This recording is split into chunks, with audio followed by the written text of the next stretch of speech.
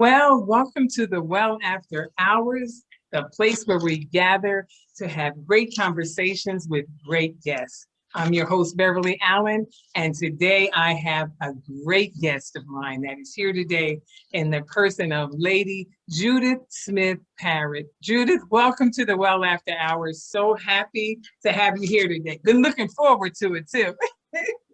Glad to be here. Thank you for the invite. Oh my goodness.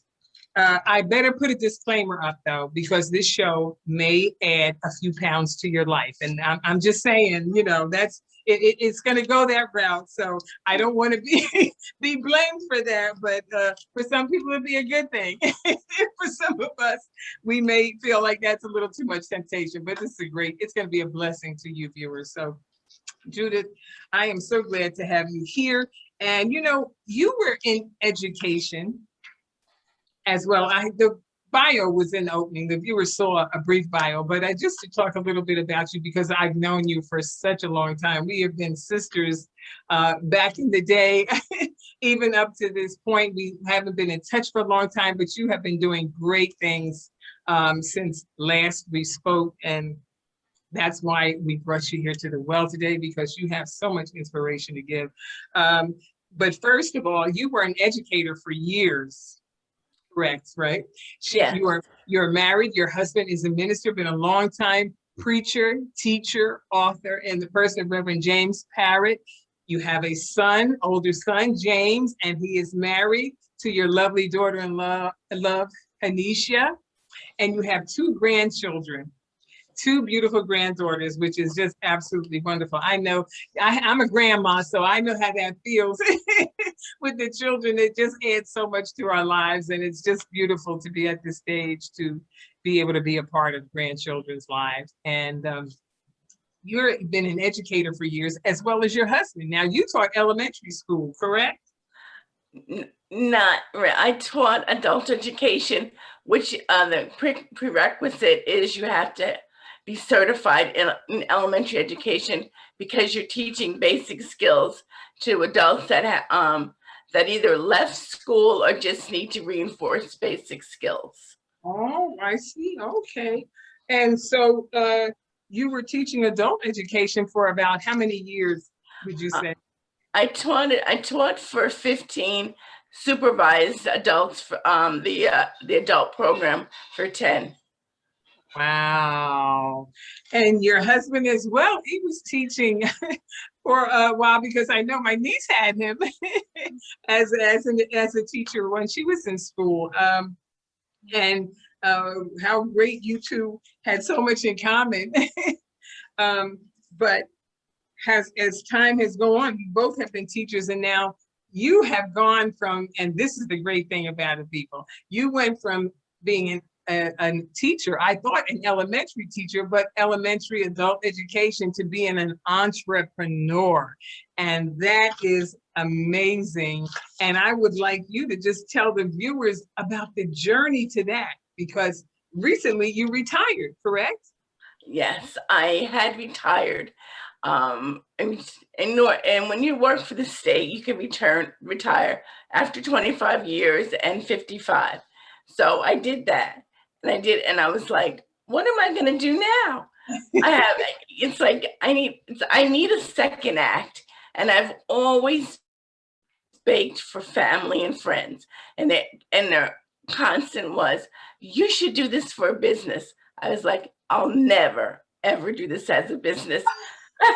I was like, I don't think I could do something like this. I said, I enjoy what I'm doing. I bake because I love it, and I want to give people a little part of me. And the first time that I did a farmer's market and a person bought one of my cakes, I thought it was going to fall on the floor, because I was like, somebody actually paid me for my baked goods.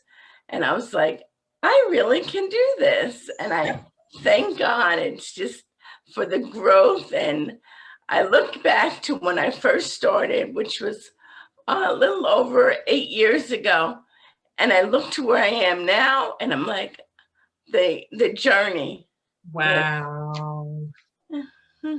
That is amazing. And wait a minute. So you retired how many years ago? In 2010. Oh, okay. That wasn't that long ago, actually. And you know, the reason I say that, because you, and this is what I hope the viewers, you know, get out of this too, is that you were thinking about things you wanted to do as you neared your retirement phase of life, right? And you had said one time, which teaches us never say never, that you would never be doing this for a living. But the thing that you used to love to do, because obviously you love baking and all of that, and became so good at it. I mean, I don't know what formal training you have, but all I know is from all the things that I've tasted that you made, you could have graduated from the Sorbonne in Paris or someplace, but because your skills are so excellent. I mean, the taste of your food is second to none. Your baked goods are just awesome. Thank you for such kind words. I learned from grandmother and aunts, and that's basically where I have to say it came from. Sometimes when I wanted to learn how to do something, as they say, you call on your ancestors, and all of a sudden I hear Ma in the background saying, you need to add a little more of this, or you need to do this, or why don't you try it this way? And I'm like, okay, thank you. So I can say I learned at the foot of my ancestors. Wow. But you know, but then having learned that, I mean, from whoever you were ever in the kitchen with and taking notes, you took some good notes, and how you probably have even added some of your own experimentation to it. Yeah. Sure. That one thing, as I say, baking is a science. So you can't. I'll try to add different flavors and different textures. As I say, I'll try anything once, and then some of my biggest I feel my biggest mistakes have been some of my biggest successes. Say that again. Please say that again. My biggest mistakes have been some of my biggest successes. Definitely. Awesome. One of my cakes that people love is both. I have two: the hummingbird cake and the lemon cake. And both the hummingbird cake comes from my aunt, and we call it the cake that don't last. And it's like no matter how many, like if you say, well, I'll have to make two of those, and then all of a sudden you're like, where did my cake go to? And it's just, it's such a great combination of like bananas and pineapple and pecans. It's just literally just melts in your mouth. Oh. And then the lemon cake, who doesn't like lemons? Oh. And besides the taste of it, it's just the smell. It's just and then if you warm it up with a little bit of ice cream. Oh my goodness. That's why we had to put up a disclaimer. For pound gains. That is just, I've tasted them, so I know. And you know what? Having said that, viewers, I'm going to take a break just to give you a little treat. I'm going to show you some of the samples of her delicious tasties that she has, that we're going to give you information at the end of how you can get all this and what you need to do when you see it, because if you see it, you're definitely going to want it. So we'll be right back. Don't go away.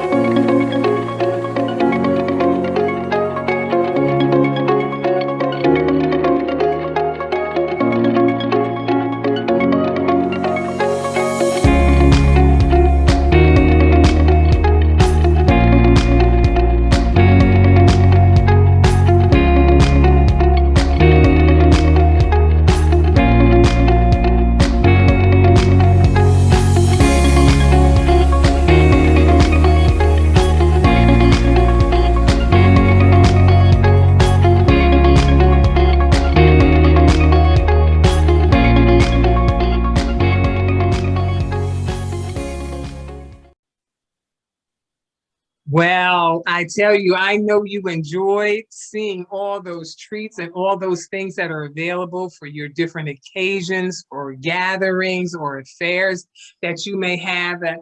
While we were just on a break watching what you were seeing, I was speaking with Judith about the ability that she has to be able to ship them out. You could tell the viewers a little bit about that, Judith, about how you're able to even send them out. We ship priority, and the majority of our desserts can be shipped. It's just anything that has icing, we're not, it doesn't ship well. So Understandably, yeah. we don't do that. We will, you can come to the commercial kitchen, you can place an order, and we will have it ready for you. We do a limited amount of deliveries also. So that's another option. And so that the viewers can, if they're interested in some of the products. Wow, that is so awesome. And, I also was reading about, like, you have a location where you do a lot of vending. You've been at Whole Foods vending and farmers market going around, but your actual cooking takes place where? And the name of the kitchen is called Something Special Sharing Kitchen. It's located in Ewing, New Jersey. What it is an incubator kitchen where there's approximately, I'm going to say, 7 other food purveyors come in to make their products to sell for the public.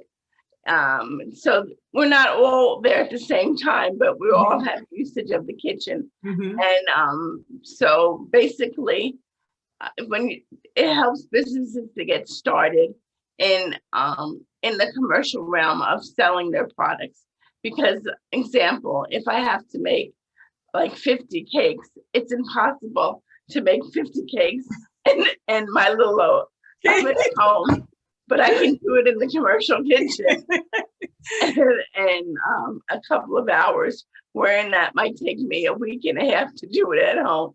So, wow. Yeah. So what some of the steps, how you went from, actually, okay, you have the vision and you're making it plain. How did you start and arrive at where you are now, professionally, because, there are a lot of people who don't actually move forward in things because it looks like the job looks so big and it looks so difficult. But I guess they say, you chip at a mountain, the way to bring a mountain down is one chip at a time. You have to take one step at a time. Maybe you could share with viewers, because the awesome thing about you too is that you did this. Most people would say, oh, you have to start at a certain age to do a business. But when you are walking, and I know as you are a woman of faith, as you walk by faith, it's like you don't have to look. And I believe the same thing, because I'm doing things later in life now. I would have said, Lord, could we have done this a little earlier? But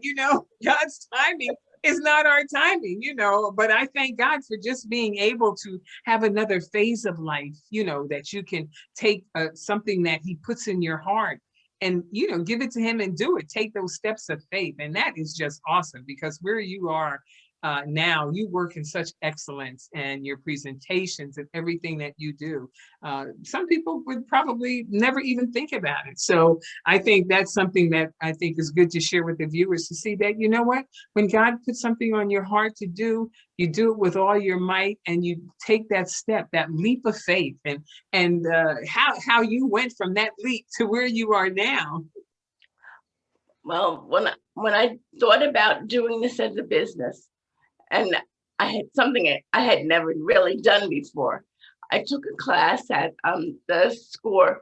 They had a startup for business, which lasted 7 weeks. And so I took that, so I learned how to run a business and be successful with it, because I didn't want to start something and then all of a sudden I put all this money out and I didn't know what I was doing.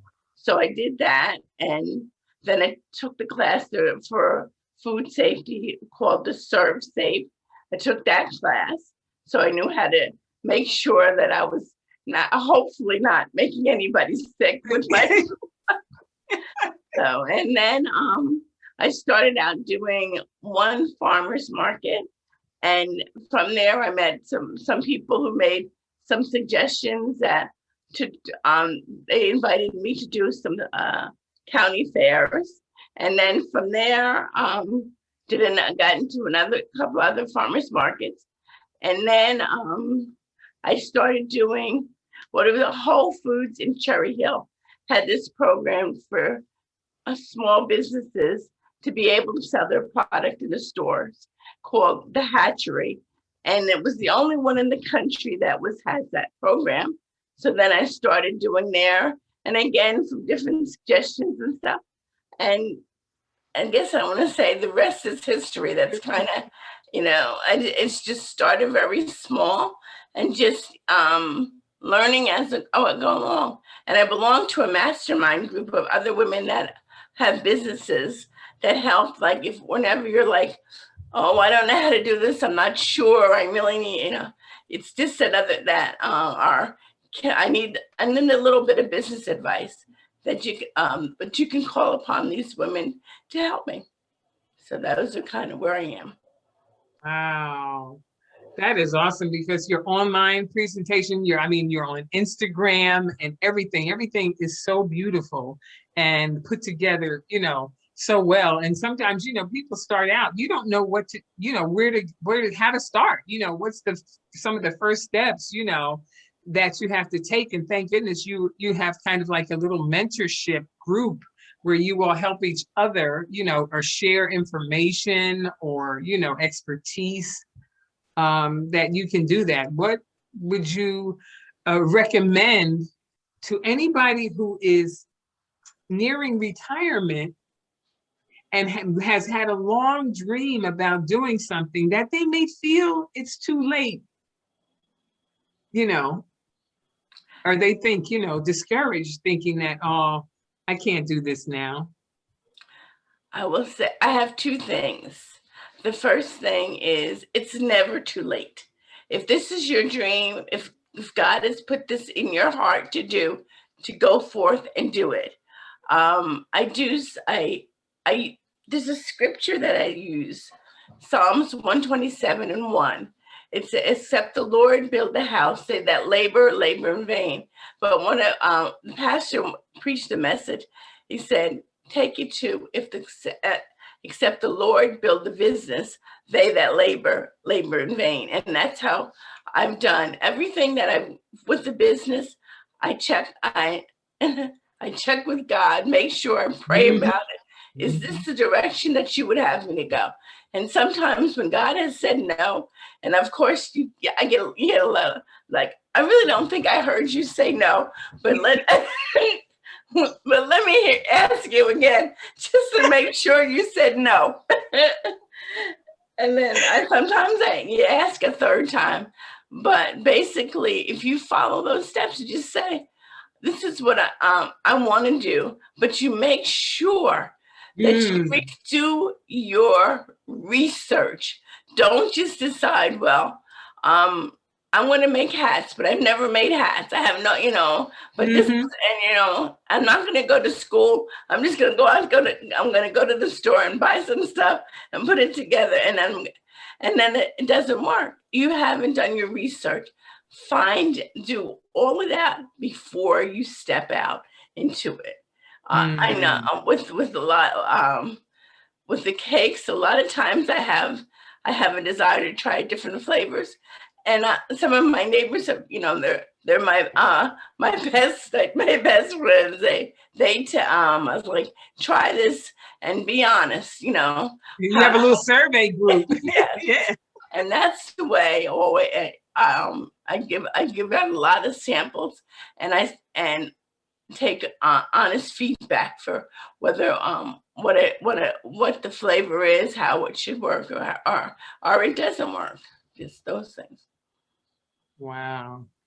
Well, I tell you, it's one of the greatest lessons and one of the worst things, I would say, or the things that have been the most challenging, have you learned kind of like through this journey?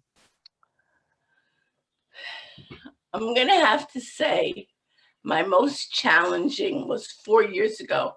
I had a major stroke. Wow. And I had just won what was called the New Jersey Food Artisan of the Year. Mm. And with that comes a lot of press, a lot of people looking for, especially when they're trying your product, they want to meet you. And I was in a hospital for 2 months, and then after it, I still had to, had to learn to walk and do all these things, and was told that my doctor said to me, "I don't have much hope for you." It's in, Wow. and she didn't tell me this until after everything was, I started walking and being able to use my hands. She said, I'm glad she didn't, because Yeah, that would have been discouraging. My goodness. yeah, and I look at where I am today, and just again back to I've gotten more business. Mhm. I've gotten I've gotten a couple of corporate accounts. I bake for a restaurant, and that's it. It's just like that was a challenge that I was able to overcome, and I overcame it with the help of God, my family, and I have a couple of people that I help in my that I have a helper in the kitchen who's she's just, and a lot of times when I really am not, I'm not supposed to do something, and she says, "Well, you go ahead. I'm going to let you do it." And I'm like, "Yeah, because I'm going to try." I've been able to be successful with it. I've so that I'm going to say was my biggest challenge, and I guess I just putting myself out there, and that I'm really, trying to, because I'm kind of introverted, trying to talk to people about my product, getting them to sample it, and laughing and joking with them, and that's been was kind of hard for me also. Mm. Wow. How about some of what business advice would you get someone who's who feels like maybe they don't have grand funds to start a thing? How small can they still start off small? Yes, I started my business with $50 to go buy a license. And that was it. I went to get to buy my 50, buy my business license, and every dime that I spent, I put money in. I didn't take it out until I was able to be successful. Like if it wasn't like, oh, okay, I sold the cake, and you sold the cake, and then you go spend that money. No, you put the money right back into the business, and you make sure that you keep accurate records. Don't, do not be commingling funds, making sure that this is how you get your business to grow. Just like as I said, putting everything back into the business until it becomes like it begins to support itself, Mm. and that it will, if you do it the proper way. Wow. And how would you say to most people how much time they have to be patient? I know, patient with themselves, patient with building a business. It doesn't just because you could be the greatest chef or the greatest cook in the world doesn't mean your business is going to be an overnight success, or things like that. How is there a time frame that you think people should allow at least themselves to what you call really give it a try? Because sometimes people say, oh, if it doesn't work after 6 months, and it doesn't always work like that. You need more than 6 months, to get things sometimes up and running and really going so that people will know about it. What do you think about that? Yes, it takes time. I'm going to use an analogy. The same way you make a mix and you put the cake in the oven. It's going to take 45 minutes to an hour and a half to cook. You can pull it out at 20 minutes and you're going to have a mess. Or you can wait the whole time of the hour and a half and you're going to be successful. And it's the same way with your business. You have to, it's going to take time. Yeah, there are some people that they, all of a sudden, like, yes, I've made it in less than 2 weeks, fine. But the average business is going to take a couple of years to be successful. It's not, before you can honestly say, yes, the business is supporting itself. And everyone, I don't care if a person is making $1 million or $1, they have come to the point where they're just like, they feel like, I can't do it anymore. Everybody goes through that. And when you do that, get back up off the floor and start over again. And that's it. And just because the same way you did, same energy that you had to start the business is what's going to keep you running the business. Wow. That is so important for people to know, because people are very quick to give up, and you have to just go in it knowing that it's gonna take time and take work. Just because you have faith doesn't mean you eliminate work. As James said, faith without works is dead. A business without some work and a business plan, as you said, that is dead too. So it's so important to know that. And you've also pointed out that if you don't have to have a lot of fun. Sometimes, like you said, if people would do the research first, sometimes they're discouraged before they even do the research to find out all that it would take and how they can actually do it, is in steps or bites at a time.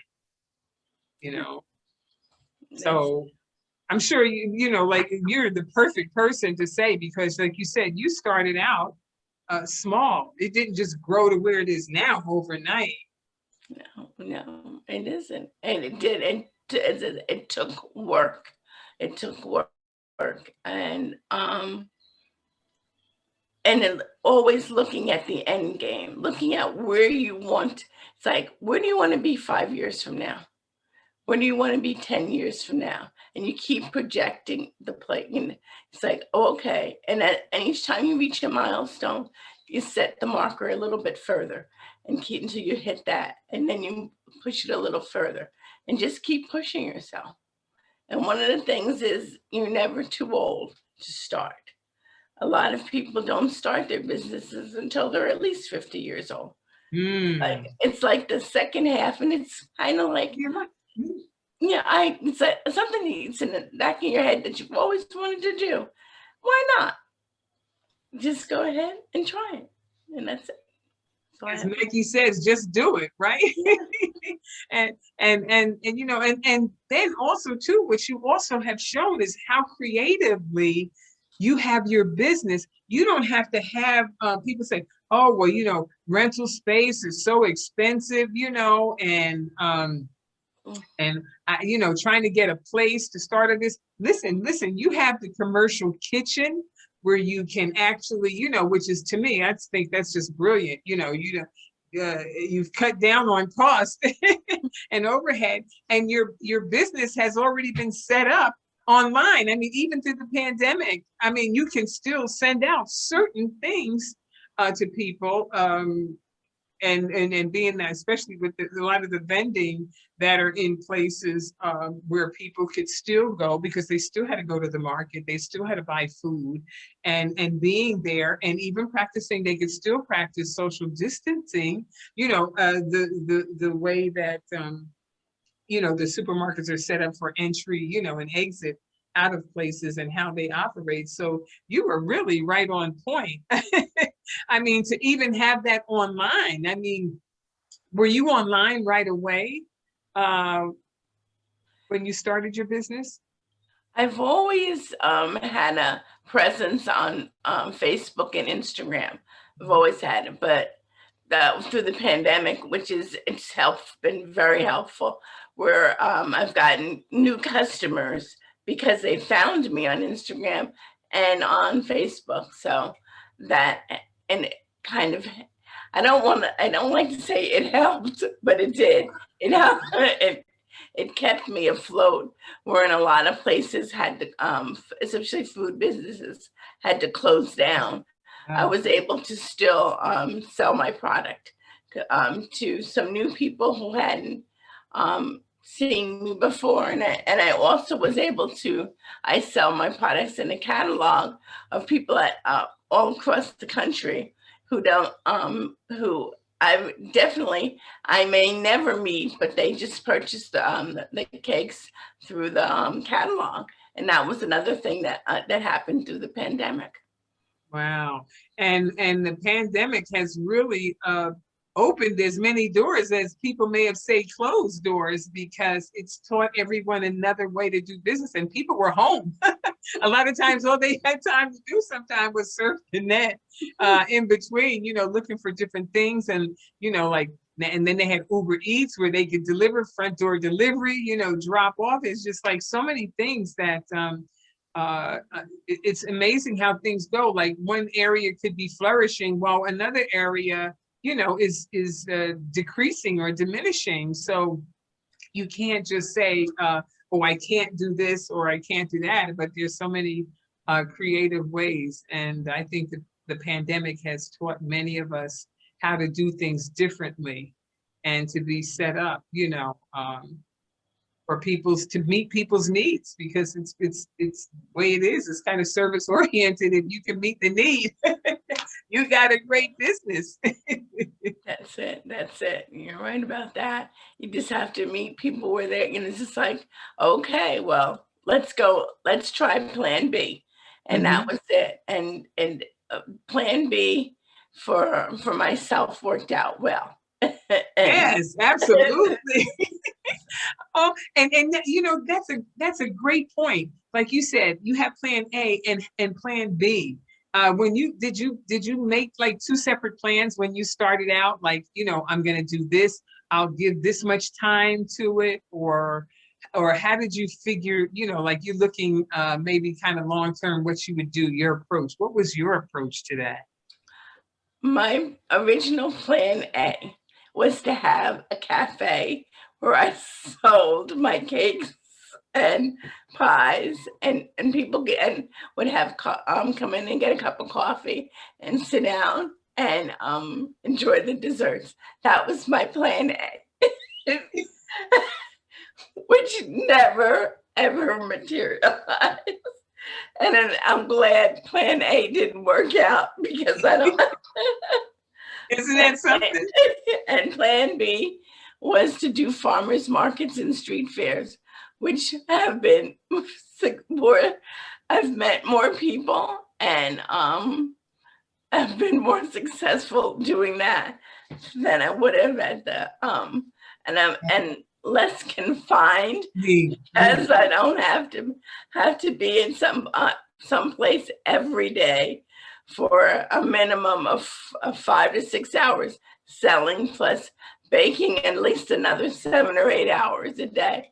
This way, it's like you do the baking for the affair, and then if you want to take off the next day and go to the beach, you can do that. But if you have a brick and mortar, you can say, well, I'm going to go to the beach. But you can rest assured, probably by the end of 3 months, you're not going to have a business. Yeah, so this way, So true. I can take off when I get good and ready. It's like, and if I don't feel like doing the farmers market, it's like, oh, I'm not doing it. But if I had a freaking mortar, it's like, you got to open that door, whether you want to or you don't. So it's, I'm happy with my plan B. I know, my goodness. And it's so great too, is because you don't have to have high advertising costs, because people always come to the farmers markets. They're always looking for it. And then to have that extra added on there while they're getting their healthy veggies and their fruits and other items that they get. Listen, and then to see that sweet dessert table. I mean, that was amazing to be able to go there and see, oh, and the way you have everything presented, which the viewers saw in our little video that we inserted showing, all the things that you do, how the treats that you offer is just so incredible and so delectable and delightful for those that you even allow people to have a little sample of it. And my goodness, that lemon cake, oh my goodness. That is, I don't know. There's always an ingredient, and I'm sure, like you said, like they used to say in some of the movies, like, I can tell you, but I'd have to kill you after I tell you. There's always an ingredient, no matter what the cook gives or chef gives, and you try to imitate that. There's something that they hold back that's like the secret that makes it really so special. And I love lemon cake, and I've had different lemon cakes, but your lemon cake has something in it that we'll never know. It's some secret ingredient because it is just phenomenal. Yeah. I'm not expecting you to tell me, but I know that I just know it. I've eaten too many lemon cakes. And after having had yours, I know that there is some from great grandma, somebody handed down something, or either you experimented and tasted and tried something that was new, because it was just so awesome.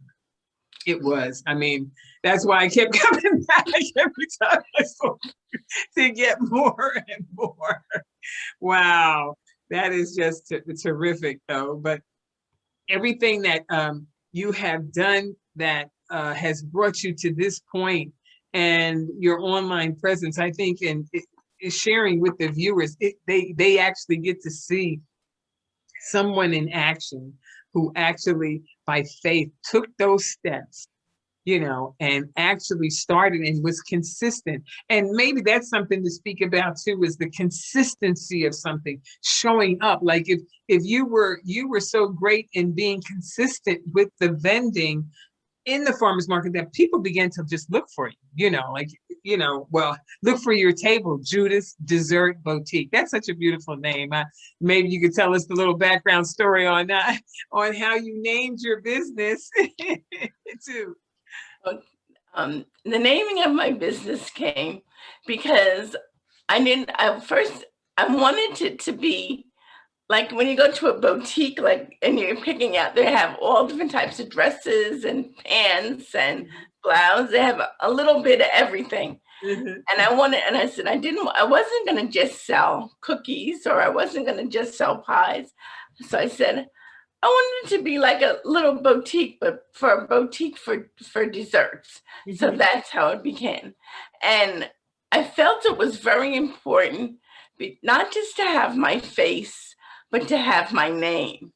I wanted to distinguish it from everybody else's, because bake shop, I wanted it to say Judith. That was so important to me. So that's how I got the name Judith's Dessert Boutique. That it was mine. Whose boutique it was mine. And how I with the cakes and stuff like that. It basically, I'm gonna say what I'll talk about is in the lemon cake. It was a long, hard process to get to where it is now. It wasn't that, if you tasted my first lemon cake to the lemon cake I make today, you would wonder who made the first one. Because it's like, they're not the same person. So it's like definitely trial and error. And it's kind of funny. When I think about it, I can do it with, I like to say I can make the cake with, not even, without even looking at a recipe or it's just like, okay, I just know what's there. I think it's just, automatically, I don't have to think about it. It's just, and that I don't have to think about really anything with timing or things like that. So, we're in. I have a nemesis, which is brownies. And Oh. during the pandemic, I had decided. I said I was going to do one thing and learn to do it well. Because every time I made brownies, you could use them for a doorstop. And I mean, and that was the nicest thing I could say about my brownies is like, well, it'll keep your door from closing. And so I decided, I said out, I says, I am going to learn how to make brownies.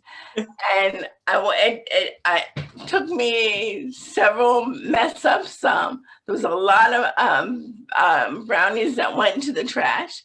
And I was like, okay. And when I then finally got them to do what they were supposed to do, it's like, now I've done it. And then and so a friend of mine said, oh, when are you going to put them on your menu? I was like, they're not going on the menu. I just needed to know how to make them. I want to be able to say, and people ask me if you can make a brownie. I'd say, I can say yes. Because everyone looks at you and you say, you can't make brownies. I was like, now I can say I know how to make brownies. I'm not selling them. I know how to make them, and I'm happy with it. And sometimes, like in business, you have to do things just for yourself, not for anybody else. It's just like, and satisfaction is like, I can do it, and that brings more pleasure than it's not than $100,000. Like, I know how to do it. So and that's what brownies was to me, was learning how to get them done properly and taste good. And taste good. That was a personal desire, right? Being that you're a baker, to be able to bake brownies. Oh, that's another temptation. My goodness, those brownies are so good. And you know what? I want to talk about, you won certificates and awards for your cooking. And sometimes that's very courageous, because sometimes people don't like to enter what they have into a contest where there's other competition. You won the Sam's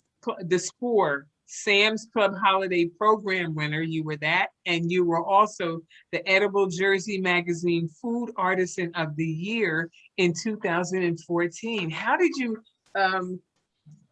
get into, the award circuit where you entered some of your treats into, out there competitively?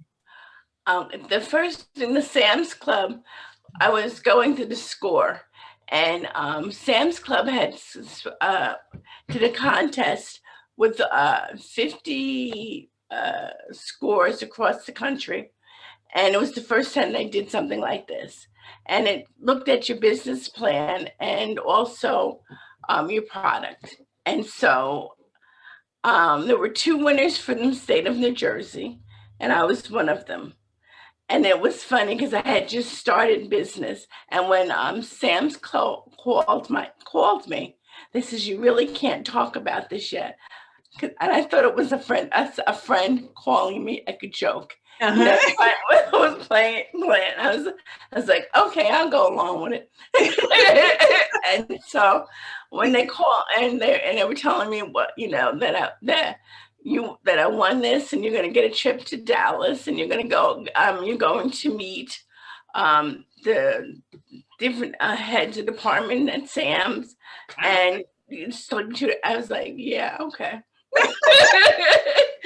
Yeah. I'm playing along.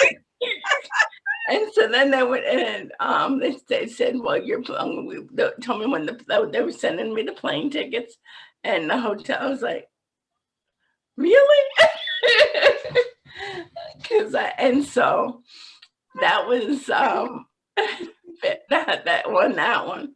I was just really surprised. And then the food artisan, it was just, I always got the magazine Edible Jersey, and I had through the farmers market, I had met when people that have won the award. And so so I said, well, I'm going to enter, but I said, I never will win. And again, like, when I won, I was like, I can't believe, because I knew others, the people who had entered that year. And I was like, okay, I don't think I'm gonna win, but I really would like to. And when they called me, I was just like, Oh my ecstatic. I was goodness. just ecstatic. So, and as I said, it opened up a lot of doors and things like that. So those awards, I had, those are the only two contests I really have ever entered. So. Wow. And how many others entered in during the time that you were participating in this contest? About, would you say, I 10, know 20 people? well, at least for Edible Jersey, I know there were at least another 10 to 12 other food Wow. players that had entered. And for the contest, for the score, as I say, there was just two of us from the state of New Jersey that won, but it was open to all score in the state of New Jersey. So I don't know how many other chapters entered, but I know, Wow. as I say, it was to that every state in the United States had two people to win, and it was and doing that to me was the one thing that I really got from that. I met people that had like $1 million businesses, and here I was. I hadn't been in business for 6 months, and I'm there. And they had people that had been in business for 10 plus, 20 plus, and then family had passed down businesses. And I'm in the presence. I want to say greatness of Mhm. just, you're there, and it's like, and people would say, wonder how long you've been in business. And I'm like, 6 months. What do you, I just, and just, just listening to them, I was just like, I knew that, of course, it was a gift from God, but I knew Mm. I was supposed to be To there. be there. Yes. I was Yes. it's like, well, this could you can be this in a couple of years. I knew. Wow. So, and I took everything I got from there, from the different workshops and stuff like that. That is tremendous. Wow. I tell you, what a journey. I mean, to start a business and to continue to launch that business, and by faith, through even the challenges that you had, even through the physical, challenge, and I'm sure business challenges or things, because I know the enemy doesn't let us get through anything unscathed or just smooth sailing. That's just not his MO. He's not going to do it. But with all those things, I mean, you kept speaking to yourself, and that's where, as we come to the close of the interview, I would like you to kind of speak to those viewers who may be now thinking that, maybe I can do this, to just know that, there may be some rough days, some hard times, but what your faith means to you that carried you all the way through. I do. If this is something that's been in your heart and you feel that you can do this, you've prayed about it, you can do it. We can do it. It's just like, it's not going to be easy. It's like, there's going to be plenty of bumps in the road, but go ahead and do it. Try it.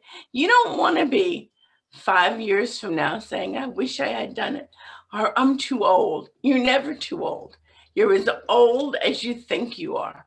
And that's it. You just say, well, all right. And if it doesn't work, it doesn't work.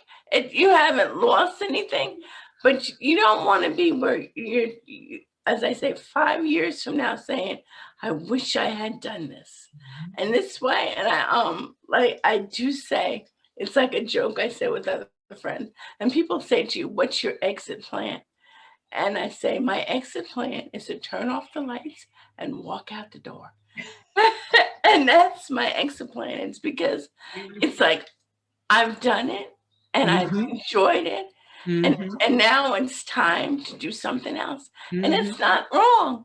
I Mhm. won't, it's like you've tried it, you were successful at it, and you've enjoyed it. And if it's time to, and when it's time to be end, it's over, and that's it. And nothing to Mm. feel guilty about. It's the that I did it. I did it, and I enjoyed every minute of it. And I believe, and especially I look at my age, and I'm saying it helps. It gives me something to get up in the morning and Morning. do. It's like it helps you from being old. Mhm. So true. Yes. It keeps you from being old, and so and that's it. Find something. And you find something that you love to do, and it's not a job. It's just fun, and it's Mm. like. And as I said, and I go back to the first person that bought the cake for me, and just like that, and when when I have that look on my face, that okay, I know it's time to stop. As long as I have that every time that person that bought my first cake and saw his face, I am just like, as long as I see that, I know it's time to Mm. continue to work at it, continue to strive to be the best. That is so wonderful.